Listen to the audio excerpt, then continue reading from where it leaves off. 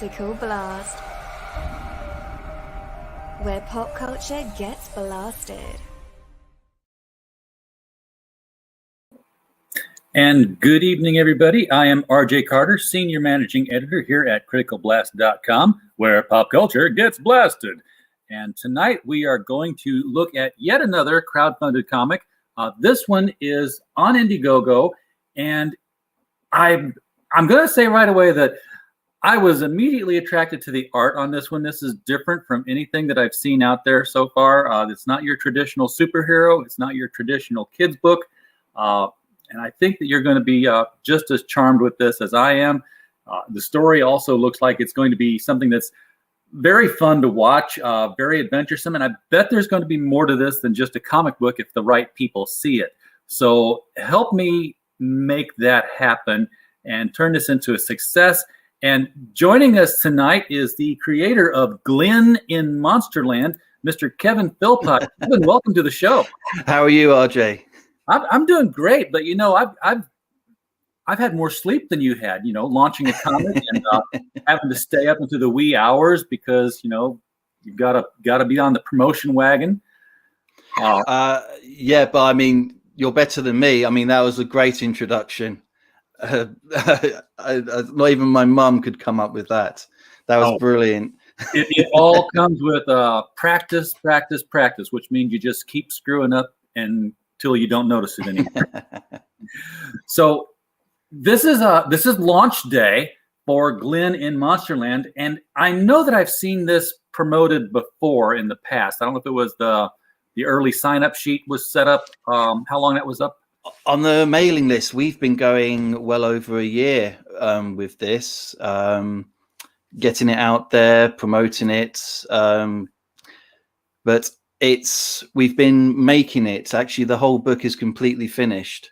So I was going to ask, I was like, how long did you wait till you decided, okay, now's the time? But the book's finished. It's okay. Never mind. Crowdfunding's done. Just yeah.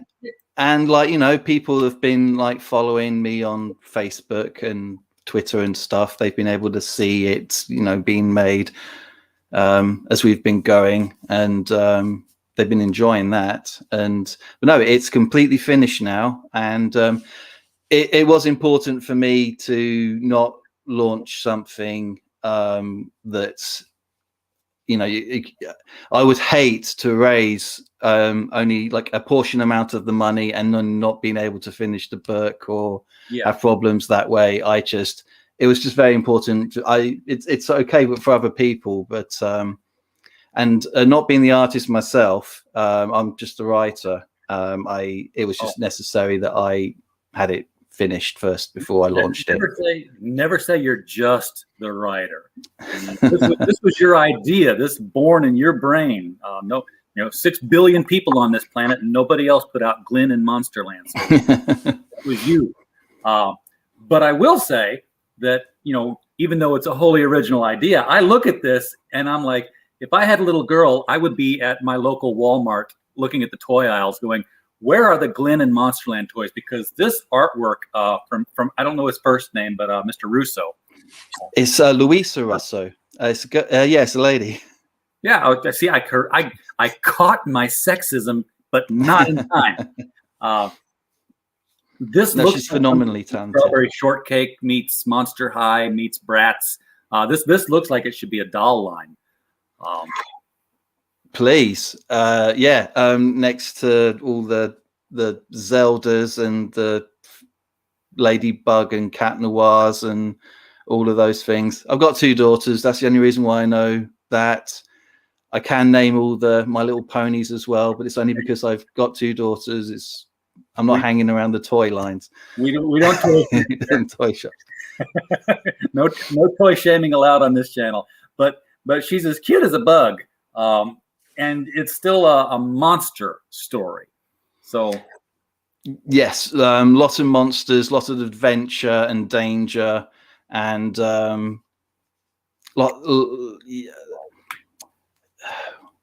where to start? There's 48 pages of story, but we've really packed a lot into it. People will be surprised, how how much we've got in. It was like isn't a panel wasted on just fluff talk that you might see in a lot of other kind of comics you'd see in Walmart and stuff. Yeah.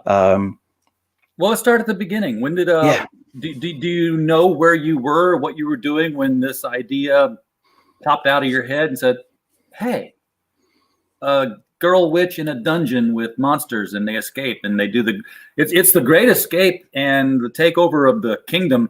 They're terrorists, really. I mean, yeah, they're good terrorists, but they like their crime for getting put into this dungeon is that they were nice. They're not born with evil magic coursing through their veins. They're failed villains in this world, because the king of the world, he's just destroyed it completely. It's an apocalypse now, and magic is getting rare. It's become a very rare commodity, and so anyone who's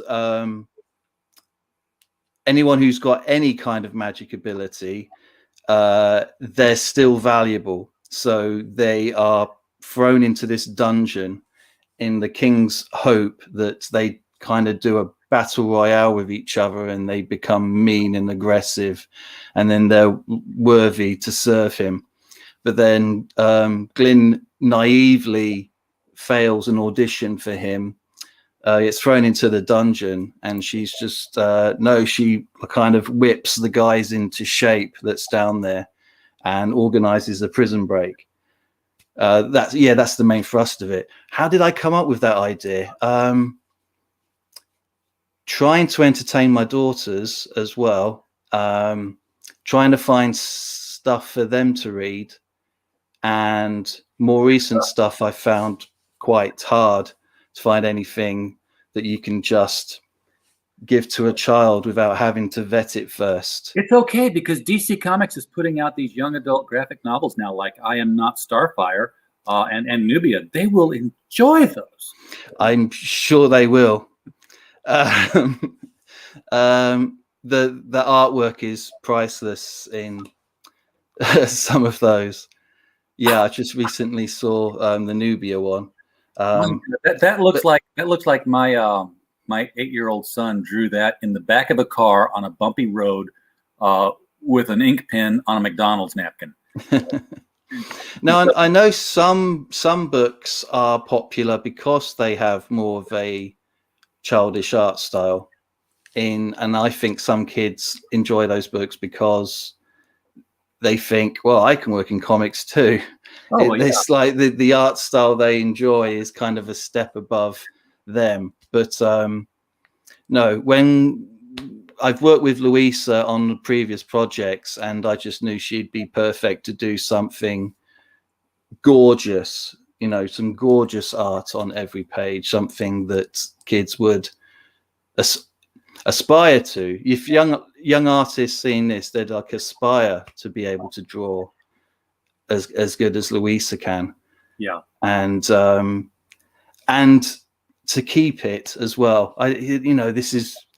We've worked very hard on this, and it's not going to be like a throwaway book. It's not. It's going to be a coffee table piece. Even people are going to keep, and children are going to. I do think kids are going to adore this. It's not something that they're just going to rattle through and then throw away. Yeah. I think, this one's a keeper. Mandible Smasher in the chat. Welcome, Mandible Smasher. Glad to see you, Jay. Good to see you too, man. Mandible Smasher, I know, is a backed 2-book tier, yes. and like number 5. To you, sir. and while we've been talking, you've gone from 840 to 885. So we've had look at that. Another backer jump in here on this. Whoever you were, I'm going to assume you were listening to the show and you didn't just come across it by accident, because I like to take credit for things. Yes, no, that's you. That's all. Thank you. So whoever it was, thank you very much. I hope to goodness that this image right here, at the very least, becomes a print somewhere in this in these tiers. But let's before I even get into the tiers, this looks like a great group shot to get into who the characters are. I'm just going to make the assumption that this is our cast of characters, our dramatic personae. So fill us in, clockwise, left or right, however you want to do it. Who's who on this? Okay, so GLYN is the main lead. And the way I kind of thought of it in my head was kind of a reverse Robin Hood gang. Like if Maid Marian was a witch and then all the other merry men were kind of monsters. And so behind her top left is Trevor. So he's kind of like a Robin Hood, but if Robin Hood was a narcissistic werewolf. And then I've got my little John, who's the giant knight with the flaming head. And then, Xander the vampire.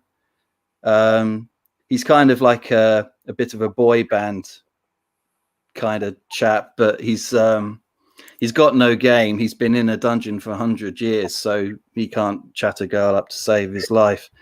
Dakari the mummy, Rolo, the clown, who's quite a violent little chap, actually, if you get on his wrong side. There's the ruler, the king, tyrant king, joyless son of a bitch, and Lucildor, who is GLYN's mistress. And so the two villains of the piece, they're trying to just overthrow each other. And GLYN then just wants to break out of prison and overthrow both of them. Yeah. Now I love how you said this is a group of monsters and there's a clown in there, because everybody should know clowns are freaking monsters. I've actually written a sequel, and one of the jokes in it is that kids are just terrified of clowns, and he's the friendliest. All he wants to do is bring joy to kids. He was arrested for balloon bending. That was his big crime, which I actually agree with, quite frankly. But that was his greatest crime, so that's why he's in the prison.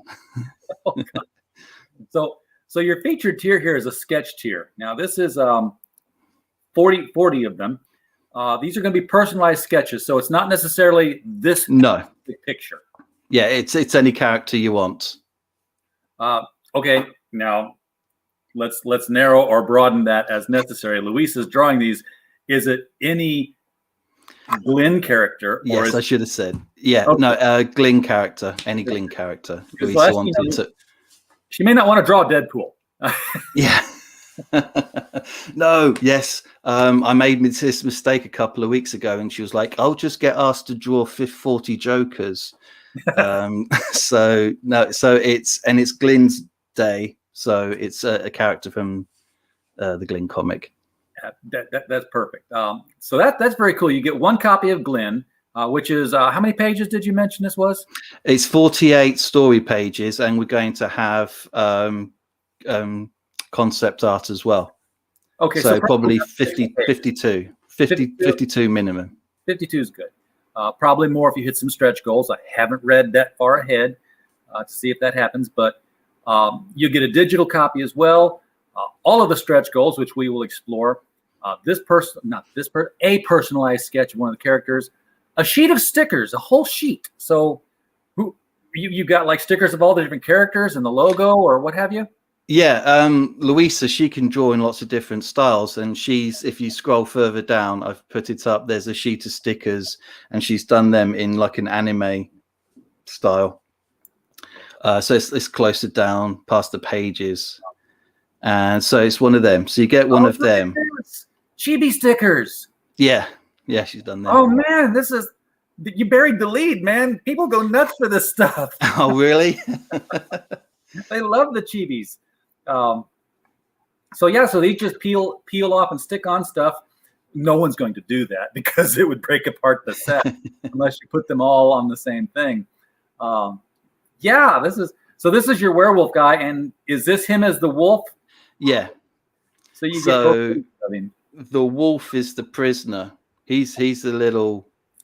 He's a mean sod, but it's the king doesn't need another brat. But if he had a vicious little werewolf, that would be useful to him. So the werewolf's the prisoner. Gotcha. All right, back up here to the top, and a firm handshake. Now that's going to cost some money. Yeah, if I have to fly over to America and do it personally. It's on the list, damn it. I want it.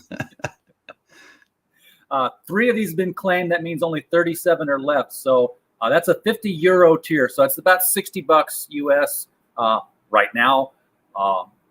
Definitely get in on this one because that's just too much cool stuff. The tip tier, obviously, if you just want to throw money at him, throw money at him. I wasn't going to do that, but Indiegogo, Indiegogo, they've changed it so people who aren't backers can leave comments now in your thing. Oh, so nice. And that was a reason why people weren't putting a tip tier on, in case. There's lousy people in the world. Yeah. Once you paid $1, you can start commenting on the book and ask questions. And maybe answering the questions in the comments will drive them to buy the actual book. So it's an investment. You can get the digital copy and you'll be awesome, which, how often do you get to be awesome for just $14 US? One has claimed this. I know a lot of people love the digital. A lot of people need the digital because of, where they are or, shipping costs or storage capability, just not there. So here's this is the nut. This is the one copy of GLYN. Here's where you get your first physical copy. It looks like every time you get a physical copy, you're going to get a digital copy as well. Is that the case? Yes. Throughout? Everyone gets a digital copy, yeah. And all stretch goals, whatever they may be, as we get to them. Yes, Harrenberg, you are correct. You do have to get 2 sets of stickers so that your kid can break one up and stick them. I have them. You can actually buy extra ones on the way to checkout. Yeah, as an add-on. Have you ever heard of Sticker Mule? Yes. Yeah. I'm actually going to use Sticker Mule. Okay, well, they do refrigerator magnets, which are like stickers, but reusable. Move them around. You know what? Not that you should do this, but this is the first time this sledgehammer thought has just slammed into my head. I do this, Kevin. I talk with all the creators and I come up with ideas on the fly and I throw them out. Sometimes people take them. Sometimes I take them and do things with them. But you know what no one has done with a single tier that I've seen out here? We talked stickers. We talked magnets. Are you old enough to remember color forms? No, what's that? Sorry. Okay, color forms were this toy here in the U.S. I'm 53, so let's just say 45 years ago. It was just this glossy cardboard sheet with a background on it, drawn on it like a cityscape. Let's just say the city, and there's like a street lamps and stuff on it. It's all drawn on there. And then you had these flimsy, flexible plastic peel-off characters. Now, there wasn't any sticky stuff on them. They were just clinging to the thing. And you right. I didn't know they were called color forms. Oh, right. I know exactly what you mean. Yeah, you peel off stickers, and you could even just make your own story. Even you peel them up later, and you put them back where you got them. If they stop sticking, you wipe them off with a wet cloth and clean them, and they stick back again. Nobody's doing this. No, I haven't seen them forever. That's we got to revive that somehow. That's a good idea. But because they stick to the refrigerator just as well as they stick to anything. They stick to mirrors. You can get 2 books for $36. Still only 1 digital copy, because how many do you need? Come on. 2 copies of GLYN and 2 sheets of stickers. So there you go, Harold. Yeah. You want 2 sheets of stickers? Get 1 with each book. $36 for that. Oh, not bad at all. Oh, my Lanta. Okay, so here's the last one, and this is the big one. And by big, it's $241 US, which is not big. But this is a personalized watercolor painting on paper of any 1 or 2 characters from Monsterland by Louisa. I cannot believe that. Well, first of all, I can't believe you're offering 10 of them. I mean, that's really putting her to work. Secondly, I can't believe no one has claimed one of them yet. I've got to think that it's going to have something to do with the shipping, and I wish you'd talk to me first about that. But it is what it is now. Wow, because I would love to have, like I said, I don't know if it's a stretch goal yet, but that initial picture that we were using here for the background, right back there, that's got to be a print somewhere, somehow, some way. At some point. Yeah, I mean, well, I was going to, as a stretch goal, do probably the cover as a poster as well. Yeah, the cover poster would be great as that group shot. I love these pages. A lot of times you see the cover is done by one person and the interior art is totally different.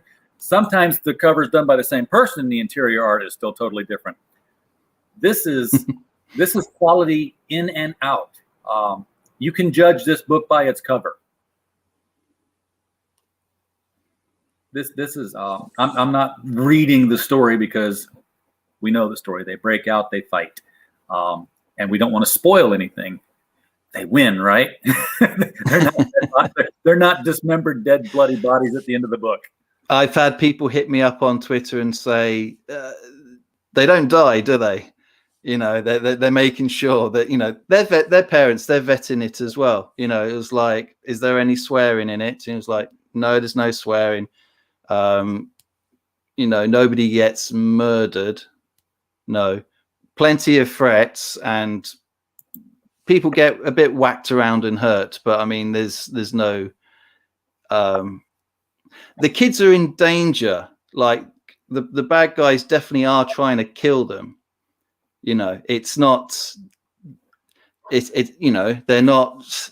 The main issue isn't they're trying to get all the candy floss machines working in a fair or something like that. It's they're the last hope of an apocalyptic world, and the villains mean what they're trying to do, which I think makes the story more exciting. It's yeah, I mean, and the tentacle creature, he got dismembered there. That tentacle got cut off. There's no getting around that. I took it down so that I could click through it because we had a question in the chat from BAP2 about the shipping. Kevin, I don't know how you're pulling this one off, but $11 US to ship this one, BAP2. So this is reasonable. Are you like printing in the US or something? And no, I'm in Ireland. It's going to get printed with Mixam and shipped to me. It does depend on what tier you get. Irish Post, you get ripped off in America with your postage. It's usually $25 to ship a comic over to me. It's right. Like half that for me to ship one comic if it's in a large envelope and it's under 500 grams. Then one comic is fine. It's pricey on the 2-book tier, so that's why I threw in 2 sheets of stickers as well to kind of compensate, because the postage is higher on that because that counts as a packet.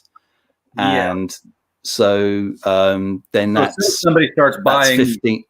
Yeah, so they start buying packages of stuff. That's €15 on the 2-book tier.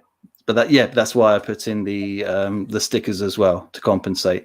But if someone just wants the 1 book, it's under 500, so you'd get all the stretch goals as well. So the postage is correct.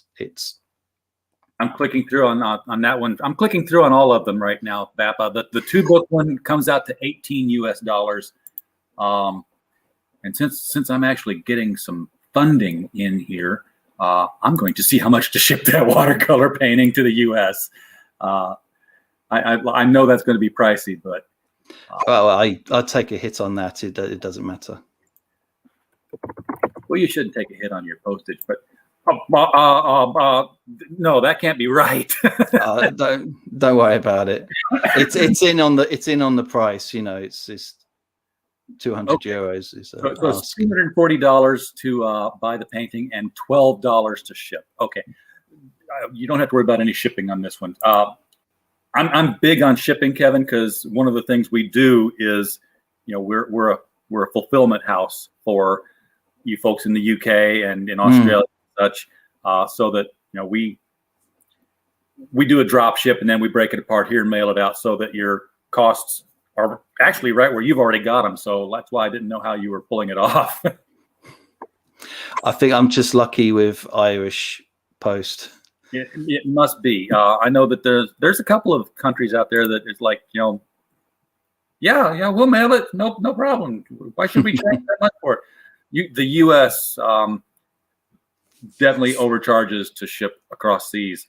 And I've kept telling people that, yeah, I can only help on the coming in part, but I can't do anything on the going out part. As of last night, I figured out a way to help on the going out part. I just have to talk to some more people. But oh, cool. We may be making this so that you can buy comics from over here that don't cost €35 to ship. We'll see. Yeah, I've had to cut back. Like last 2-3 years, I've backed over 100 books, on Indiegogo and Kickstarter, and I should. When you back one, you go, oh, okay, $25 for the shipping, and then you forget that you backed that, and then you'll back another one, and then all of a sudden you look at your bank statement and you go, that was silly. Yeah. And I've actually, there's so many good ones out right now that I can't back myself because I overstretch myself. I'm in the same position. This year's a good year. I think it's going to be a golden year of really good comics, and I just hope other people aren't like me and haven't overstretched themselves and can actually help back them. I have reminders on my phone that tell me days that I have to back books because some of them are on Kickstarter, and if it's on Indiegogo and I like it, I back it right now. I just throw the money at it because it goes away. But it's like Kickstarter now. I look at that and I say, yeah, I want that book, and I back it, and then I forget about it, and everything's coming from PayPal. So I'm the kind of person, as I look at my PayPal, and I'm like, I want to buy something. Do I have the money? I have the money. I'll spend it. But if I've promised it to Kickstarter a month ago, and then they're going to come get it 3 days later, and it's not there, then I feel bad for whoever and promised it to. BAP2 just backed at the one book level. You are over $900 now. So, oh my God, thank you. 19% of goal, 60 days. I have no doubt you're going to hit goal. Now, this is a fixed goal, Kevin. So you know how the Indiegogo works. You have the fixed goals and the flexible goals. Fixed is we don't reach it, we don't do it, which I find interesting because you've said the book is done. And a lot of times when the book is done, people will go the flexible goal because they're like, I'm making this book. The book is finished. I'm sending it out. What is your plan if you get less than $48.30? Oh, I didn't think about it. So most people, when they have it done, they'll go the flexible goal. Well, no, I just priced it up. It's the amount of books that I would want to print in order to sell at conventions and other websites, because with that money then I can get Louisa to make a second one. This is a self-contained story, but it has all the it can, not a saga, but it can be a series, and we can keep going with this forever. With them. So but my statement about that is that if it comes in at less than goal and it's a fixed goal, Indiegogo kicks it all back. Yeah. Well, whereas if it's flexible and you only make $1, you still keep that dollar. If it depends how short I am with the goal, then I'll kick in the rest of the money myself. I'm okay. Don't worry, I'm okay. Gotcha. I just kick. I don't know how you would kick in the rest of your money yourself on an Indiegogo because I don't run them. Usually it's by setting it as a flex goal in the beginning.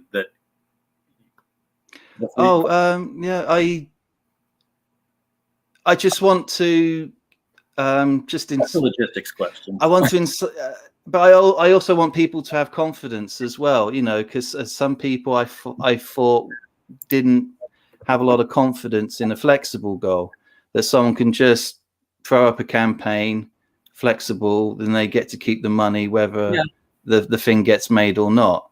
And I maybe everybody's been stung, I think, by, you know, some people who've just not fulfilled on their comics and things. I just thought that a fixed goal, people would have just more faith in that. Sure. Well, first of all, you're not going to have a problem. This is going to make goal, and it's going to do more than goal. And I will promote this thing twice a day, 3 times a day until it's done. Because I have that much confidence in this, and I want to see books like this made. But, you know, in the future, if you've got your whole book made, you can go flex goal and say up front, you know, the book is finished. That alone is something that I think will feel, oh, well, the book's finished. It's going to get published, even if it doesn't make goal. I will throw money at it. And I will throw money at this. I just got to figure out how much money I want to throw at it yet. So how much, you've got young girls, how much did they have input with you when you were writing this story? I mean, did you work things out with them, let them know where things were going? Yes, I'd read it out, and, you know, I'd test all the jokes out on them as well, you know, see, you know, is it funny? Because making sure that, the main thing, my oldest girl, though, she's very good at pointing out, I wouldn't say plot holes, or just kind of mistakes, you know. So like the vampire can turn into a bat. And so, you know, I had this whole bit with this gate, and she was like, why can't the bat just fly through the gate? And I was like, oh, yeah. I had this whole thing where these trolls were behind this gate, and they were like lying in wait for them to try and escape. And she was like, can't the bat just fly through the gate? I was like, right, okay, well, that can't happen then. So I had to come up with creative ideas to solve the problems that my oldest could easily spot as I read out the story to her. This is very much like Charles Dodgson telling the little sisters, you know, the story of Wonderland, and having to write it down as after he's, you know, worked it out orally with them all. I'm reading this scene here with, this has got your vampire. He's trying to be suave and debonair, and he doesn't drink human blood, which I'm assuming is why he ended up in the dungeon, because he wasn't evil enough to drink human blood. Yeah. So what do you drink? My own blood. I'm like, that's a zero-sum game. Yeah. And what was it? I think Trevor says, was it a vampire that doesn't drink human blood is as strong as an asthmatic gerbil in a weightlifting competition. Yes. And Rolo at the top there explains why he was set in prison and stuff, and then Trevor challenges him to tell a joke. But like it's a comedy book, but the jokes that I've written, I've tried to keep them in the world, so they're not kind of pop culture or postmodern references or anything like that. Yeah. So they're proper jokes in the medieval world, and I've written them in a way where they're not silly and they're not for like how can I put it? You know when you're watching a Pixar movie and then there's a joke and all the adults laugh and all the kids just sit there going, what just happened? I missed that. I don't get it. That doesn't happen in this book. So it's like adults and kids will both get the joke. It's like the old Doctor Who formula. When they first started doing that, the producers told the writers, like, you write for the kids as though they're very smart, and you write for the adults as though they're very dumb. And I'm loving this. Like this joke here is not one that the kids would think of the same way that the adults will. This is where Rolo's like, I was banged up for balloon bending. How's that a crime? And Gwen says, it depends on what you make. I'm like, yeah. Yeah. I'm picturing something totally different than my kid would picture. So yeah, you can get banged up for that. You have a website too. I'm going to copy that and paste it into the copy link. Yeah, Paste it in the chat here.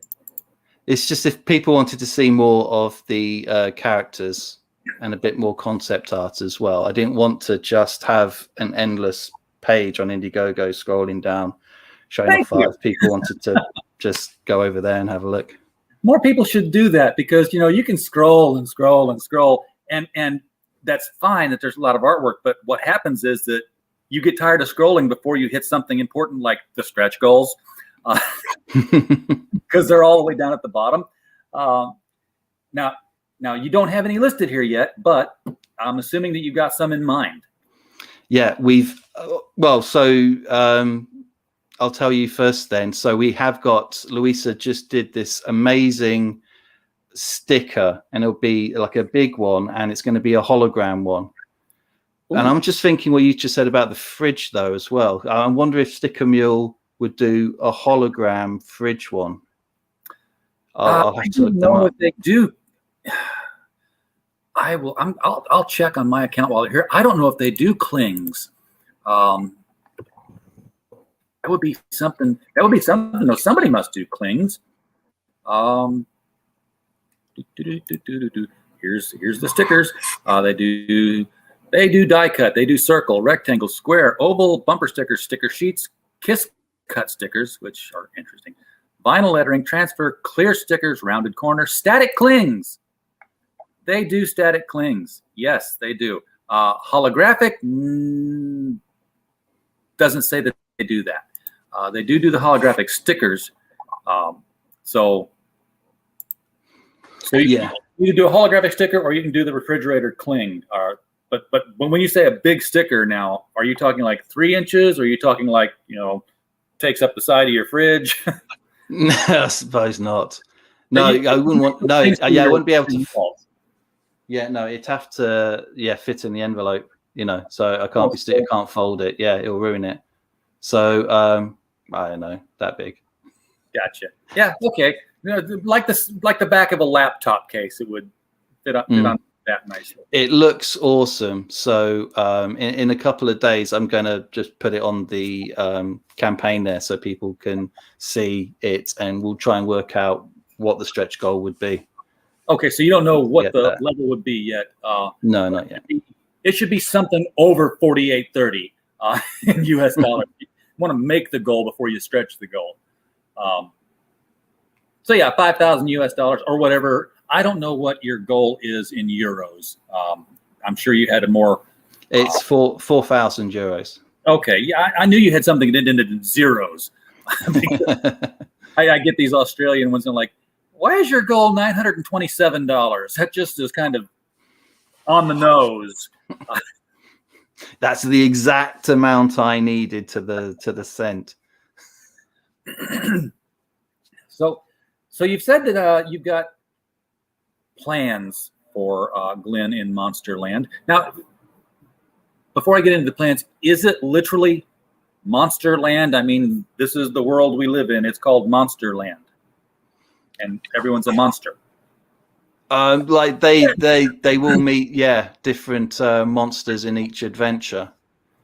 I've actually written 3 other stories already, and like the danger that they get in, and I'm just coming up with a more dangerous monster of the week kind of thing for them to fight against. So they travel the world.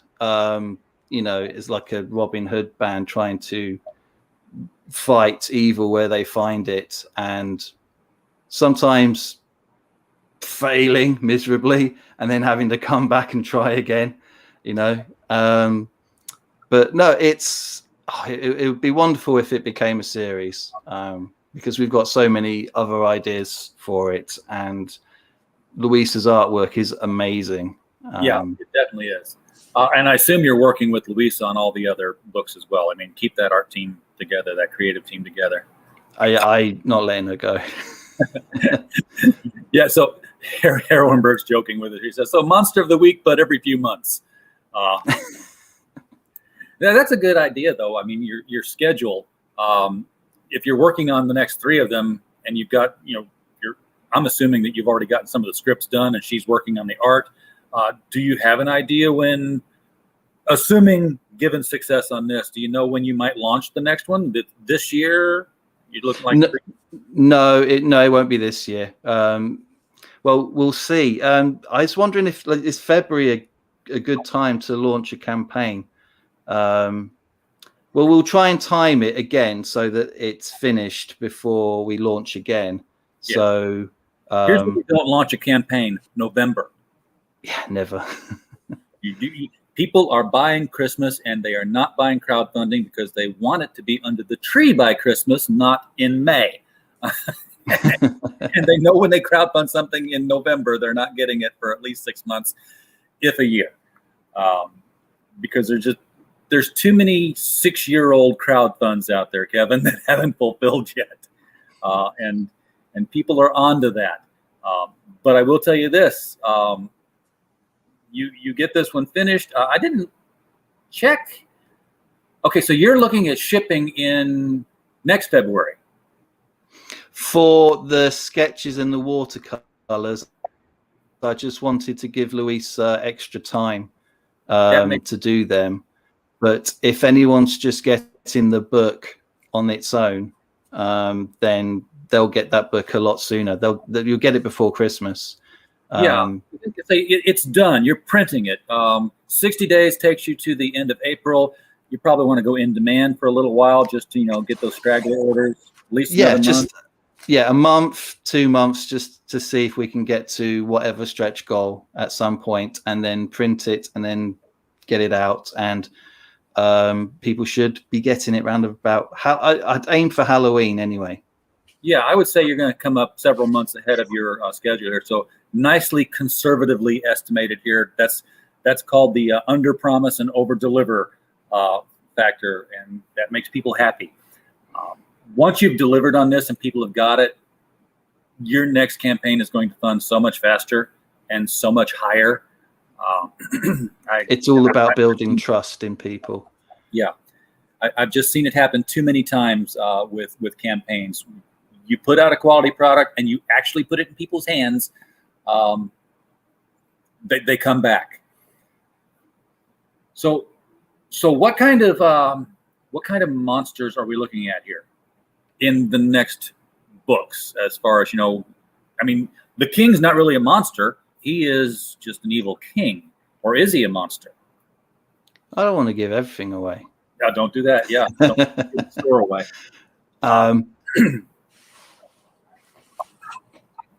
Well, I've got one with vampire rabbits. We're wondering which one to do first, but Python. There's Monty Python, but I was actually thinking more of the Night Walkers in Game of Thrones, where they came like a wave at that castle, and I thought, yeah, but what if they were vampire rabbits? It's like, how the hell would you fight that? Something that can come out of the ground as well at you, not just a wave through the forest, and something to just come out of the ground. And wouldn't all the villagers be like living in trees and stuff, and everyone would be fearful of just walking during the you only walk on the ground during the day. There was a book series, Kevin, when I was younger, from Scholastic, the people who print out the kids' books, about a rabbit. He was a black bunny with a white face, and his blackness came down to like a widow's peak over his head, and his copper teeth stuck out over his lip like fangs. He never talked, but the other animals in the house, the cat and the dog, they knew he was a vampire. His name was Bunnicula. And it was a series of books. I mean, it was always like the celery stalks at midnight and stuff like that. They knew he was a vampire when they woke up the next morning and the carrots were white. From fear. He had drained the juice out of the carrots. Right. He would suck the juice out of vegetables and leave them white and drained. Well, there's me thinking I was original. Well, when you said vampire bunnies, first thing I thought it was the killer rabbits from Monty Python. But yeah, it was. Bunnicula's old enough now that it needs a refresh anyway, and it's definitely needs to be more monstrous because Bunnicula was very tame. the animals were more. The kids weren't scared of him at all. You know, they didn't know anything was going on. There was always the cat and the dog having the adventure, talking to each other. The kids were blatantly unaware of all the danger that the pets were saving them from. Now, Louisa, you put her her CV up here. She's worked for a lot of publishers here. So you're she's a big band désignée artist on the continent. Yeah. Yeah. So how did you hook up with her? I mean, do you guys just know each other? Because I wouldn't think that, you know. Well, we worked together on a horror anthology before, and actually, I've got the story as an add-on. So if you go through the thing, it's just a 4-page horror story, and we worked together on that. And she was just so awesome. When I came up with the idea to do this, I just thought I'm going to get Louisa to do it. Sure. Yeah, the horror story, it's about a little girl who has demonically possessed plasticine, and they wreak havoc in her life. And I wouldn't show it to like a 5-year-old or anything like that. It might upset a 5-year-old. It's one for something that people who's older, but it's €2. It's just on the way to the checkout. And when the campaign's over, I'll send that out as a PDF. Okay, very cool. This is your sticker right here, by the way. It's perfectly already die cut, ready to go to Sticker Mule. That's, but far be it from me to tell you what to do, because what I would tell you to do, Kevin, is I would say, hey, you need to talk to my buddy who does 3D prints and and get yourself a GLYN 6-inch stand-up doll with the wand. And I can make that happen for you. Oh, yeah. No, I'd like to see that. I'll show you after the show. I'll hook you up. He'll show you his work. Because, yeah, that would, again, I just can't say it enough. This cries out for something more physical than just a book. And I say just a book. I shouldn't, because the book looks fantastic, looks quite awesome. The artwork in this is just, here's an example of her watercolor you've got done.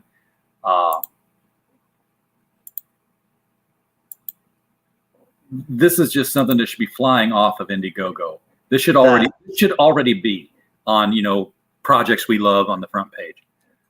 I love that image of Lucildor, who's like the main villain of this story. And the first draft I wrote, GLYN's been taken to a tyrant king to audition for him, and I had the mistress just be like an ugly old crone, and which was stupid because Luisa's Italian, and Italians don't draw ugly. She was like, I'm not drawing an ugly old crone. She's going to be beautiful like Maleficent. I was going to say, you got an Angelina Jolie kind of look to her. Yeah. And she was like, of course. It was a good script that I'd wrote, but I didn't twig that the witch would be the most important person in GLYN's life.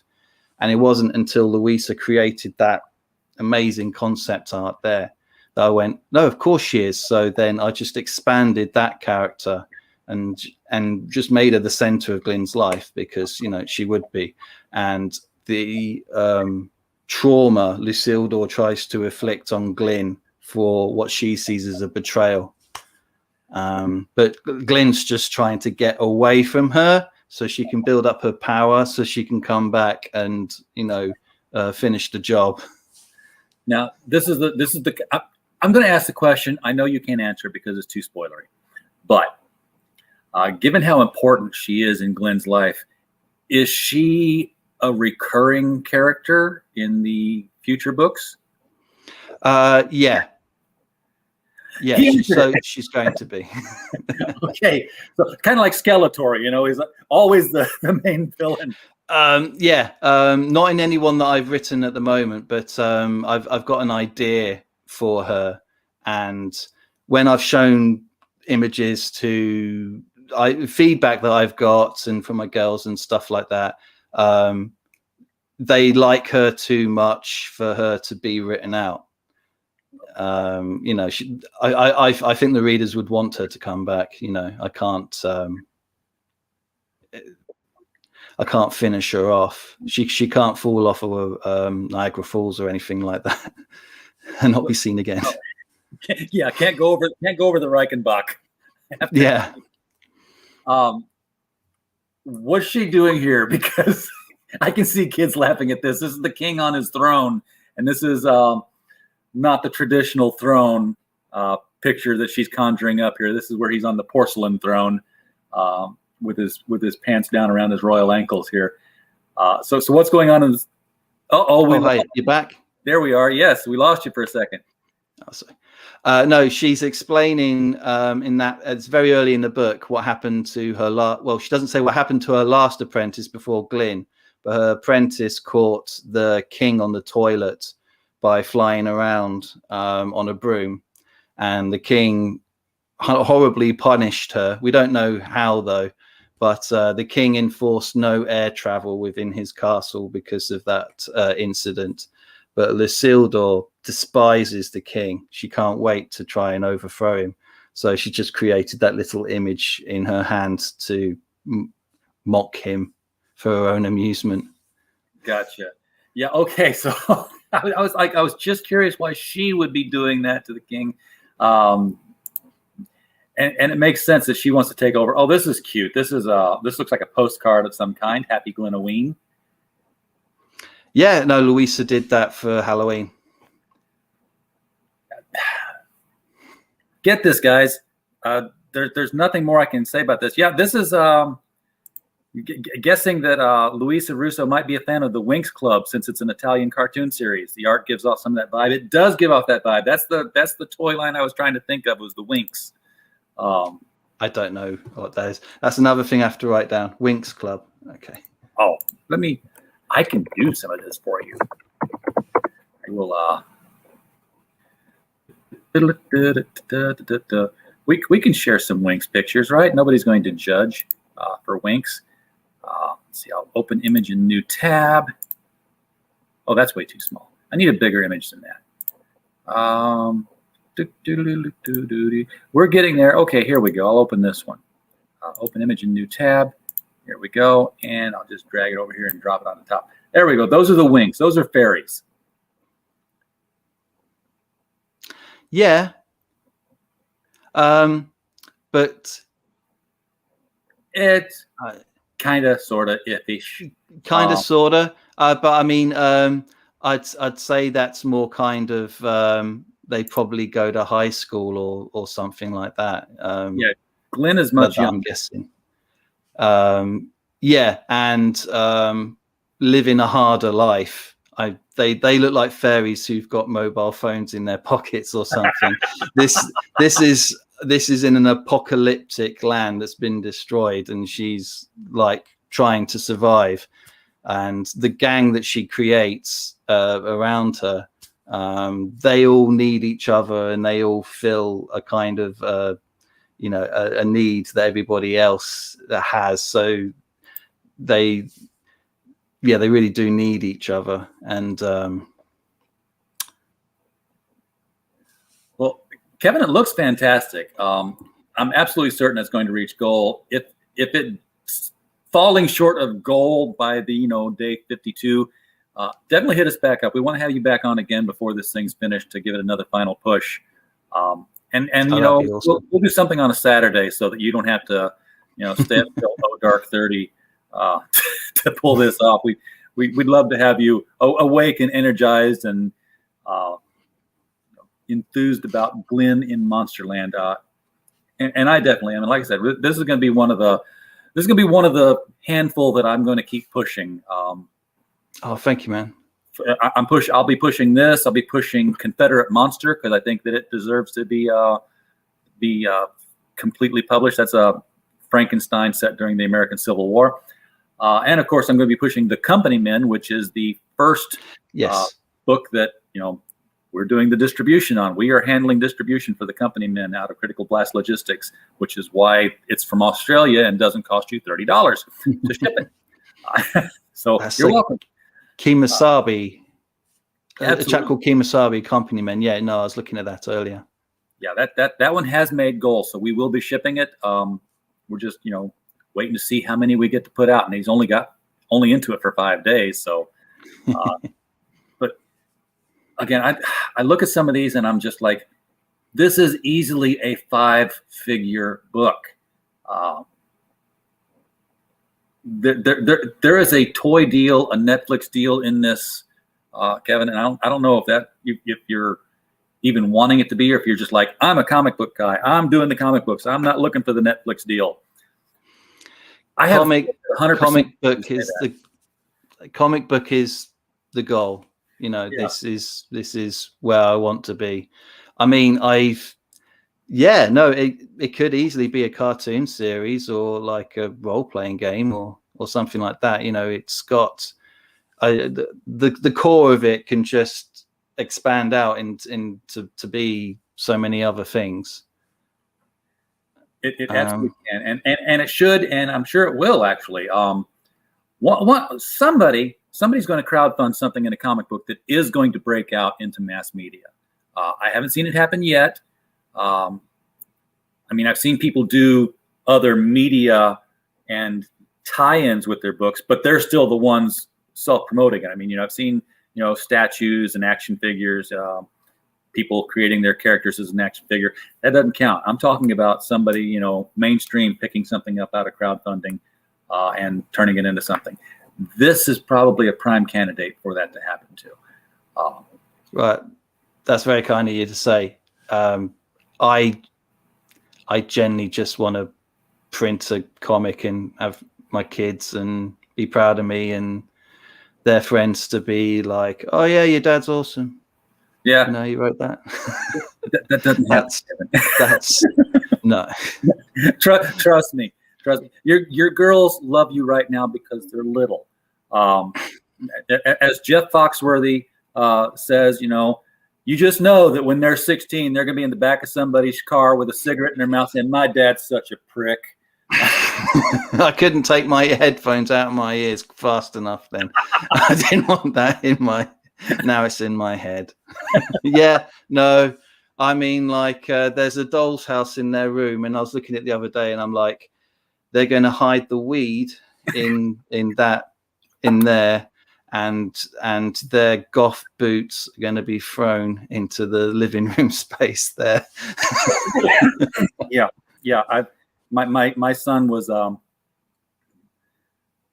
keeping his own journal, which he was drawing. He's a big Wimpy Kid fan, or was a big Wimpy Kid fan, and was drawing, stick figure and other graphic novels in his journal for his day. And he was about 12, and I just picked it up and thumbed through it because I'm not supposed to, so naturally I will. It was, marked in the front, private, keep out. So that means, Dad, read this thoroughly. And sure enough, I got to the back pages, and I'm like, that stick figure has anatomically correct boobs. Like, yep, it's time. And this was a direction we did not want to take this lovely, lovely book in. But we're dads and we have kids, and we know this is where it goes. He had researched it. Yes, he knew what he was doing. Yeah, should be proud. The day before yesterday, he came in. He's been studying the planets again because he plays with these little apps that you can build universes and increase density and change orbits and stuff. I'm like, okay, very cool. You're learning stuff. Go with that. He's 13 now. He's like, comes in and says, "There's meth on Jupiter." I'm like, "There's methane on Jupiter." Methamphetamines you have to make. He's like, "Oh yeah, that's that stuff they make out of it's like a still, or they have a pot with a hose coming out of it, and it comes over here and there's a burn." I'm like, "How the hell do you know how meth is made?" He said, "I looked it up on your phone." I'm like, If I disappear from Twitter for a week or so, it's because I'm answering questions. Yeah, you go, where's Dad? The FBI came and took him away. I think they can hold you for like 72 hours. See you later. My phone. Giving it to you. And this dad moment has been brought to you by GLYN and Monsterland, which you should click on and get so that you can keep your children in this beautiful, innocent stage for as long as you can and enjoy it for as long as you can. This is the memory you want to look at. Kevin, go get some sleep, man. Let the book chunk away while you're resting. It's going to continue to go up here. Glad to see it at 920. Would love to see this thing cross the $1,000 mark before the night is out. Again, I can't see any reason why it won't. It just needs to get the word out and on all the right channels. So I don't know how many you've been on, but you need to be on more of them. So. Yeah, no, I'll try and get around. Try and spread the word a bit more. All right. Well, there's some UK channels that are closer to your time zone, and I'll put in a good word for you with the friends I've got there to see if we can't get you on those. But definitely you should be on some of the other bigger channels and getting more coverage than I can offer you to get this out. So thank you for bringing it on the show tonight. It's an absolutely wonderful book. I wholeheartedly endorse it. I plan on backing it myself. Folks in the chat, get the book. Thank you for coming. Thank you, Heroinberg, for telling me that the Critical Blast Logistics was mentioned on Pop XP. I'm going to be on there sometime soon talking about it. So, yes, thank you, everybody in the chat, for showing up. We don't have a show without you. And as always, we just hope you can.